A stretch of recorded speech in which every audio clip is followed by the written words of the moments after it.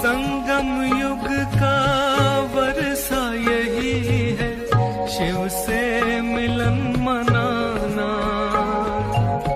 समय श्वास संकल्प सभी सेवा में लगाना। पवित्रता बरसाए जग में, पवित्रता बरसाए जग में। फरिश्ता झलक तुम्हारी, फरिश्ता झलक तुम्हारी। शिव पिता ने दी है तुमको, शिव पिता ने दी है तुमको श्रीमत कितनी प्यारी, श्रीमत कितनी प्यारी। मीठे बच्चों प्यारे बच्चों। ओम शांति। अब यह भी एक भाई स्नेह पूर्वक अपने कुछ उद्गार प्रस्तुत कर रहे थे। उसको सुनते हुए कुछ पुराने संस्मरण उभर आए, जो जीवन को बदलने वाली कुछ बातें थीं वो फिर से याद हो आई। तो मैं समझता हूँ कि जिस विषय पर मैं क्लास कराना चाह रहा था उससे पहले कुछ उसके विषय में कह दूं। एक बात तो ये कि किताबें लिखी हैं, उसके बारे में एक छोटी सी अपनी जीवन में से एक प्रैक्टिकल फैक्ट, एक हिस्टोरिकल फैक्ट जो हुआ उसको सुनकर शायद आपके जीवन में कुछ लाभ होगा। एक बात तो ये कि जब मैं पहले इस ईश्वरीय विश्वविद्यालय में आया, ये 1952 की बात है, थोड़ा ही समय के बाद बाबा ने मुझे आदेश भेजा लिखकर पत्र में कि इस ईश्वरीय विश्वविद्यालय की जो शिक्षाएं हैं उसको संक्षेप में एक पुस्तक आकार रूप में लिखना है। पुस्तक बहुत बड़ी ना हो लेकिन उसमें सब बातें आ जाएं। तो बाबा का ये आदेश प्राप्त करके मैंने प्रथम प्रयास किया, लिखना शुरू किया। जब उस किताब को लिख लिया, क्योंकि उन दिनों कोई ऑफिस नहीं था, कोई असिस्टेंट नहीं था, कोई टाइपराइटर भी नहीं था और कोई मेज़ कुर्सी भी नहीं थी। एक कमरा था, पहला जो सेंटर खुला था कमला नगर में, जिसमें बहनें बैठती थीं और जो जिज्ञासु वहाँ आते उनको वो कोर्स देती थी। तब बड़ी दीदी जी जिन्होंने शरीर छोड़ दिया वो भी वहाँ थी और भी बहुत सी बहनें, मनोहर इंदिरा बहन तथा अन्य बहुत सी बहनें वहाँ थी। एक छोटा सा कमरा था, मेरे ख्याल में स्टेज का शायद 8वां या 10वां हिस्सा वो कमरा होगा। उस कमरे में वो कोर्स देती थी और उसके एक कोने में बैठ के मैं लिखा करता था और कोई जगह भी नहीं थी।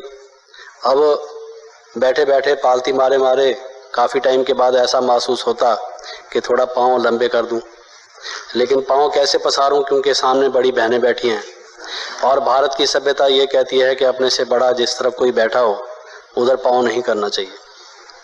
मन करता घुटनों में थोड़ा सा ऐसा महसूस होता कि पाँव पसार दूं, लेकिन फिर इस बात से कि पाँव उधर नहीं करने चाहिए, ये तो हमारी बहुत बड़ी बहनें हैं जिन्होंने हमें शिक्षा दी है और उनकी तरफ हम पाँव करें ये अच्छी बात नहीं है, फिर से कोड लेता, लिखता रहता।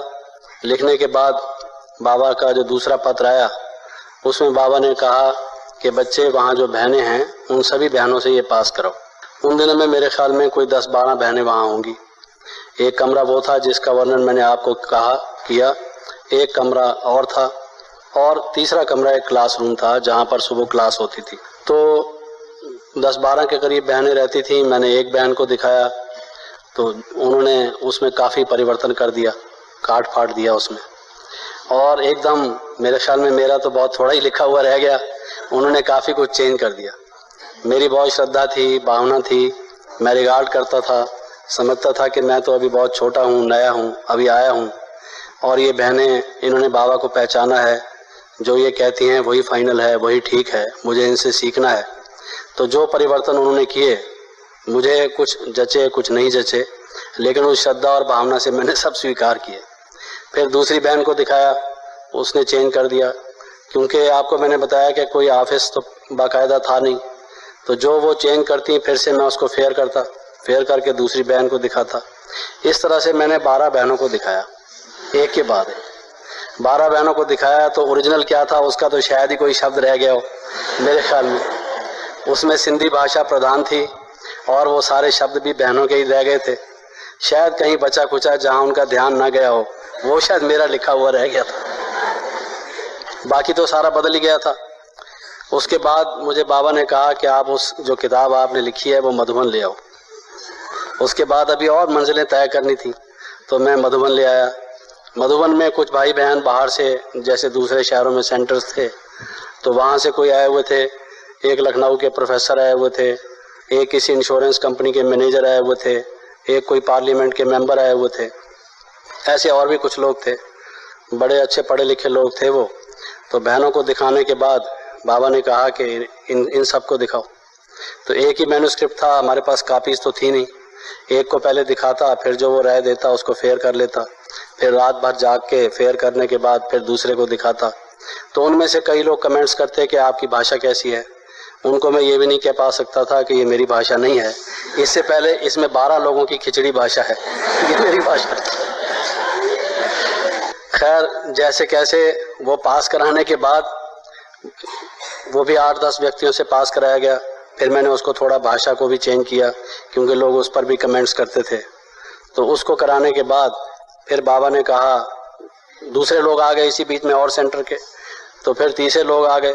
इस तरह से सेंटर्स के लोग आते जाते और मैं उनको दिखाता जाता। तो मैं लिखने में ही लगा रहा। मैंने सोचा कि सारी उम्र मेरी इसी में ही कट जाएगी शायद किताब छपेगी या नहीं छपेगी, जो भगवान को मंजूर होगा वही होगा। इस बात से मैं चल रहा था। वो कहते हैं होप सस्टेन्स लाइफ, आशा लेके आगे बढ़ रहा था कि जो कुछ भी होगा मुझे बाबा ने आदेश दिया है, मैं उस कार्य को कर रहा हूँ।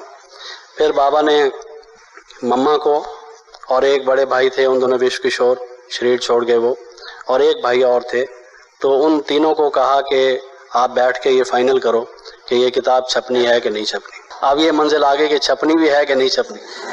आमतौर से तो पहले ये फाइनल होता है कि हाँ किताब छपनी है या नहीं छपनी, उसके बाद लिखना शुरू होता है। लेकिन यहाँ लिखने के बाद फाइनल होना था कि छपनी है या नहीं छपनी। और उनमें से एक भाई ऐसे थे जो बोलने में बहुत, एक जैसे उनकी बड़ी ओजस्वी बड़ी ज़ोरदार भाषा थी, और उन्होंने 3-4 की हमारी छोटी मीटिंग थी, उसमें उन्होंने कहा किताबें कौन पढ़ेगा, विनाश में समय ही कितना रह गया है, इस किताब लिखने से क्या फ़ायदा होगा। लोगों ने तो अंत में हमारा निमंत्रण, ईश्वरी निमंत्रण ही ढूंढा है, वही प्रसिद्ध है।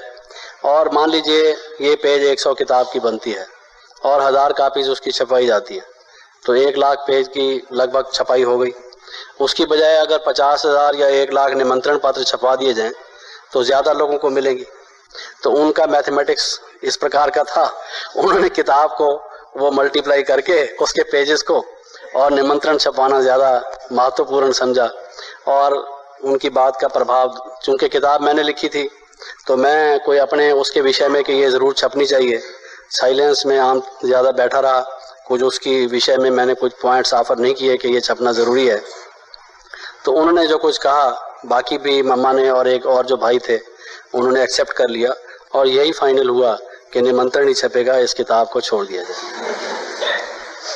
तो कई महीने की मंजिल तय करने के बाद जब ये फाइनल हो गया, जिस समय ये कोटा हाउस है पास में, यहाँ आजकल सर्किट हाउस बना हुआ है, तो शायद आप में से कईयों ने देखा भी हो, वहाँ एक कमरे में बाबा रहते थे, बीच में हॉल था और एक कमरा था जहाँ हमारी मीटिंग हुई थी। उस कमरे से मैं आ रहा था अपने कमरे की तरफ जाने के लिए और हॉल में से गुजर रहा था। जब हॉल में से गुजर रहा था तो बाबा अपने कमरे में से कहीं और जाना चाह रहे थे, वो भी हॉल में से गुजर रहे थे। तो बाबा से मेरी मुलाकात हुई, नैन मुलाकात भी हुई। तो बाबा ने कहा कि बच्चे मीटिंग हुई है आपकी? मैंने कहा जी हाँ। तो क्या फाइनल हुआ? तो मैंने कहा बाबा ये फाइनल हुआ कि उन्होंने कहा कि किताब छपाने की कोई ज़रूरत नहीं, उसकी बजाय निमंत्रण पत्र छपा दिए थे। तो मुझे वो दिन याद है, बाबा ने बहुत प्यार किया मुझे, बाकी पहनी और बगलगीर हुए बाबा, एम्ब्रेस किया बाबा ने, और प्यार करते हुए कहा कि बच्चे बाबा कहता है कि तुम जाके किताब छपो। और आज के बाद तुम जो कुछ लिखोगे किसी से पास कराने की जरूरत नहीं। बाबा ने तुम्हें विल दे दिया, अथॉरिटी दे दिया है, तुम्हारा लिखा हुआ पास होगा। और आज के बाद तुम बिना किसी से पूछे, बाबा को भी दिखाने की जरूरत नहीं, तुम जाके छपवा दिया करो। तो वो दिन मुझे याद आता है, शायद मेरे सब्र की परीक्षा थी, या जिन्होंने ज्ञान औरों ने प्राप्त किया हुआ था उन्होंने कहाँ तक ज्ञान क्या समझा है, ताकि मेरे भी मैच्योरिटी आ जाए।